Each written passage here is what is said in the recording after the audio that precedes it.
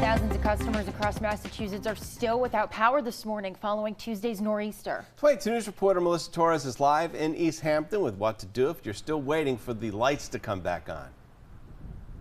Good morning, Rich and Taylor. Yeah, many people are still without power, including here in East Hampton. If we take a look at that MEMA outage map, about 28,000 residents in Massachusetts are still without power this morning. Crews are working around the clock to respond to outages and damages in all directions caused by this storm. So what do you do during a power outage? Mass.gov recommends you stay away from downed utility wires. Always assume a downed power line is live. If a traffic light is out in your city or town, treat the intersection as a four-way stop. Take recommended safety precautions when using space heaters, a fireplace, or a wood stove to heat your home, and keep a fire extinguisher handy.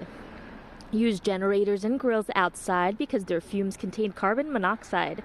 Use flashlights as a light source instead of candles. And lastly, unplug sensitive electronics to avoid power surges when the power is finally restored.